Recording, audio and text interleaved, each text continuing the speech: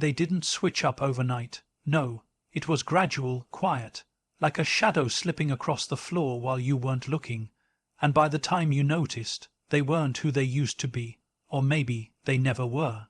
You replay every conversation in your head, trying to find the moment they changed, but the truth is, they didn't change.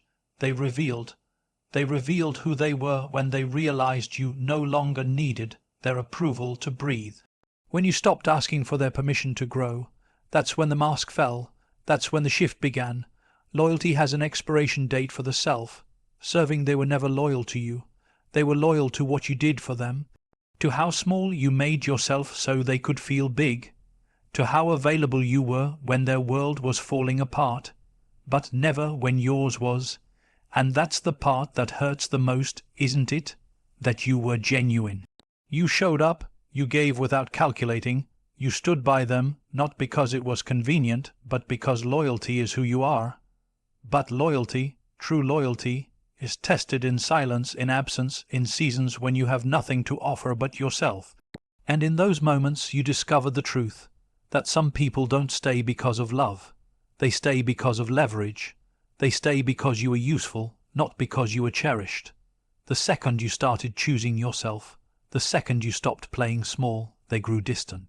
Cold, resentful, as if your healing was a personal betrayal, as if your growth insulted the version of you they were comfortable controlling. They didn't switch up because you hurt them. They switched up because you stopped letting them use you. You broke the pattern.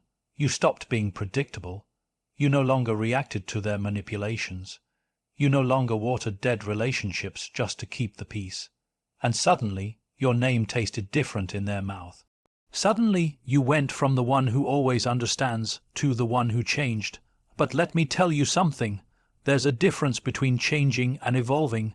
You didn't change to hurt them. You evolved to protect yourself.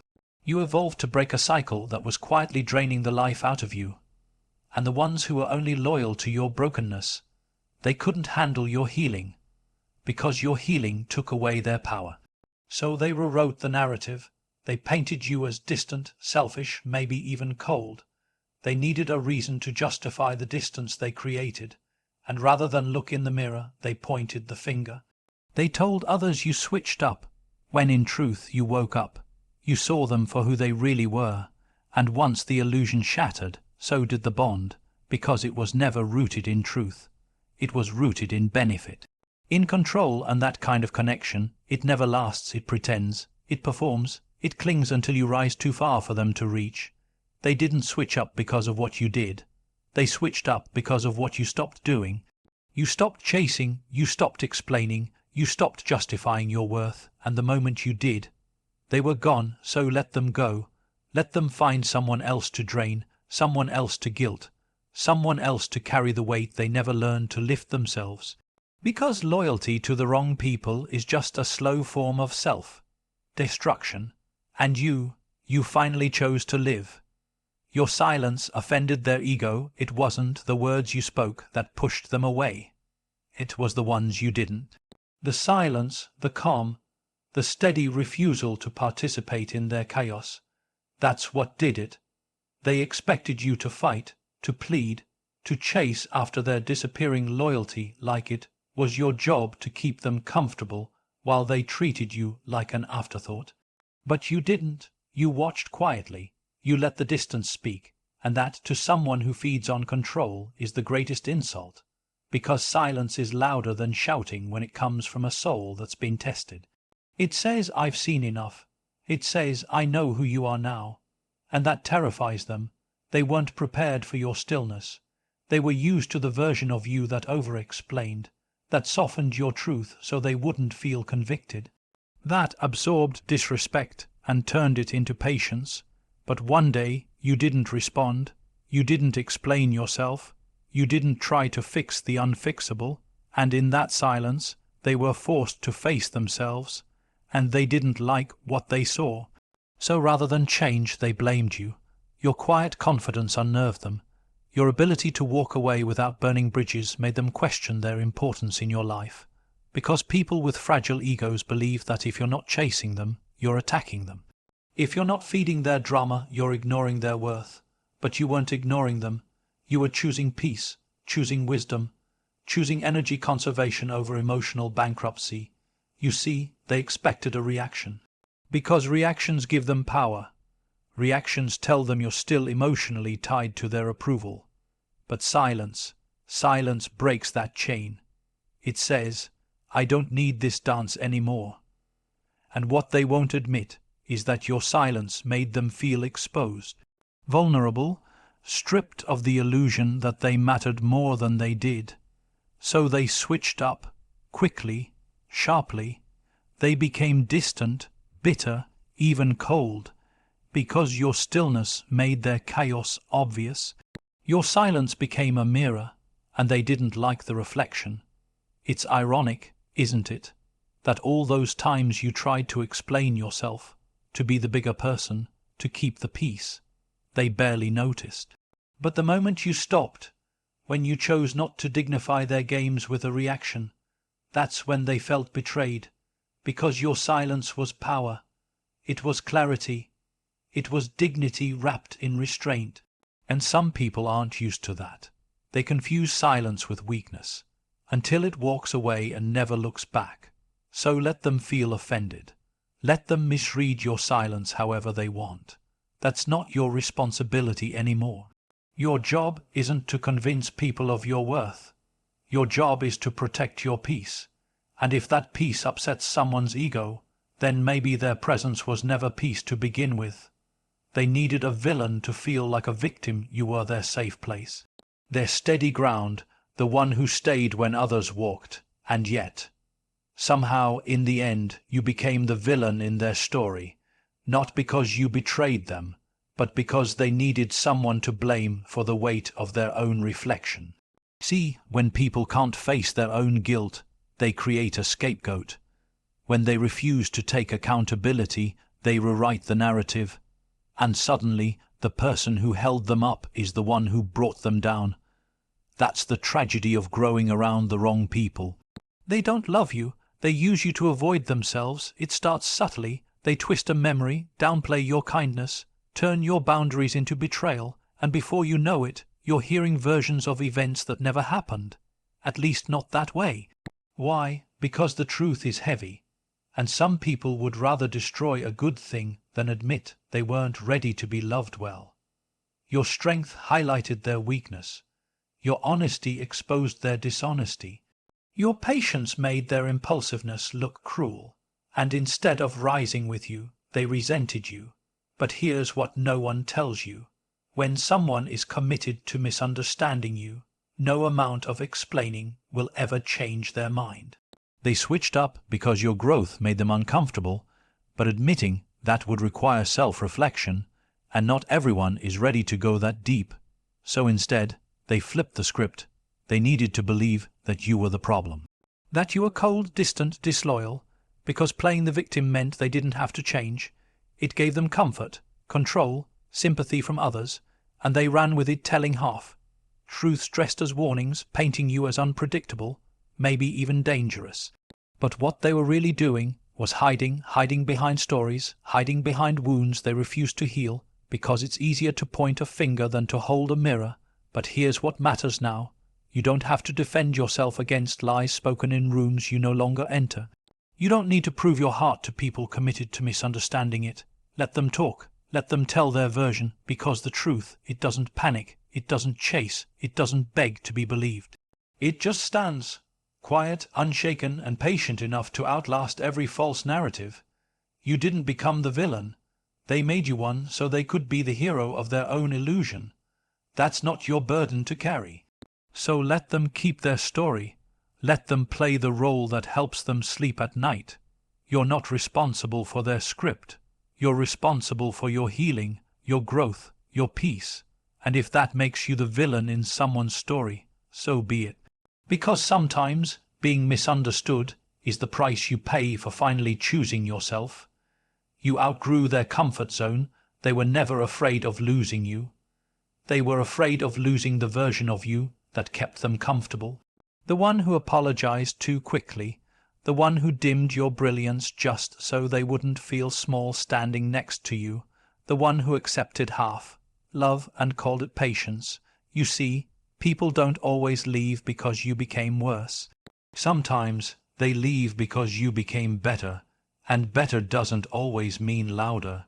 It means clearer, cleaner, more honest with yourself. You started setting boundaries.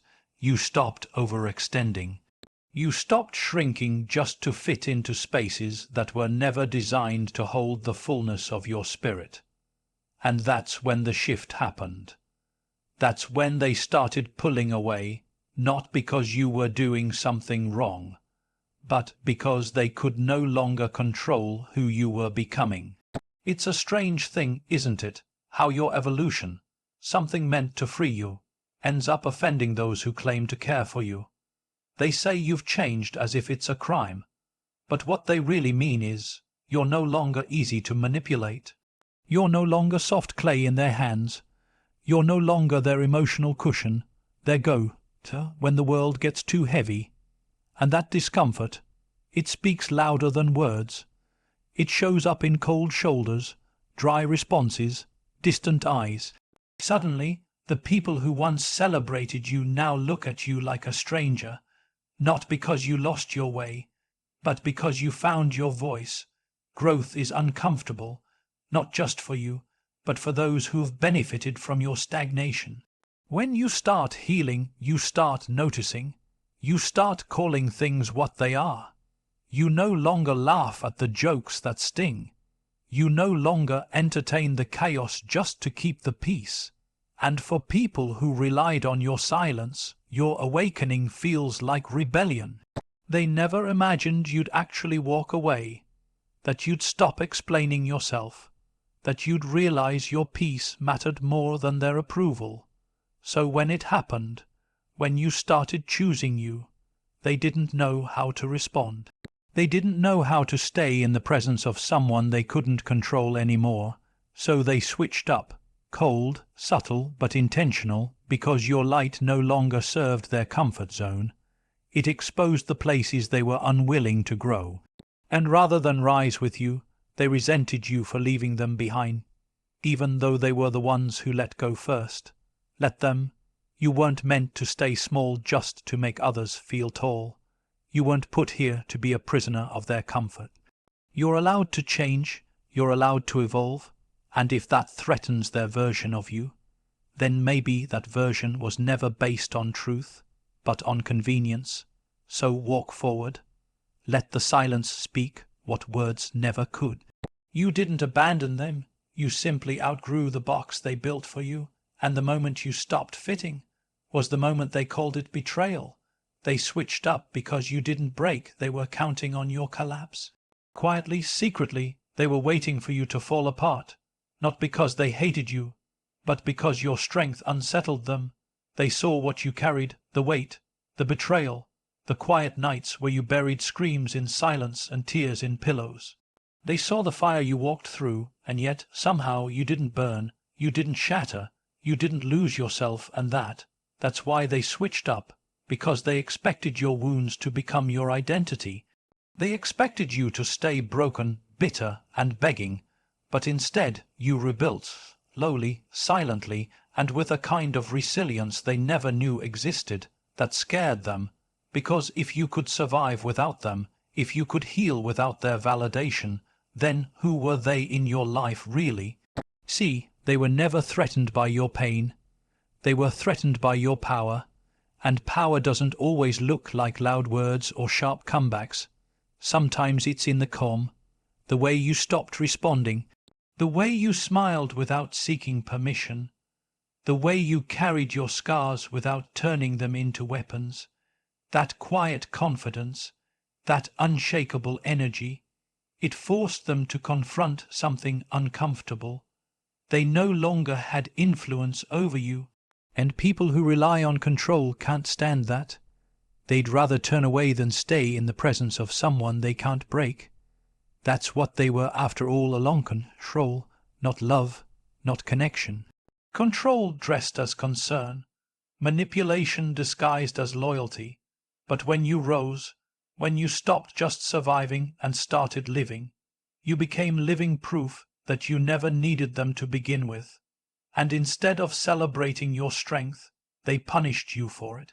Because your healing meant the end of their power, your independence meant the loss of their role, and instead of growing with you, they backed away quietly, or turned bitter loudly. Either way, they switched up. But listen carefully now. Their absence is not your failure. It is your confirmation that you are no longer in a place where you must shrink to be seen, that you no longer bleed just to make others feel whole. They left because they could not break you, and some people don't know how to love what they can't damage. They only understand connection through pain, and when you stopped being available for that, they had no more use for you. So don't mourn the loss of people who were silently rooting for your downfall. Don't weep over the ones who left when they realized your spirit was unshakable. Smile, breathe, stand tall, because you weren't meant to live in pieces just to keep others comfortable. You are still here, unbroken, unfolded, unfinished, and that is exactly why they couldn't stay. Not everyone can handle the presence of someone who was supposed to fall, but rose instead.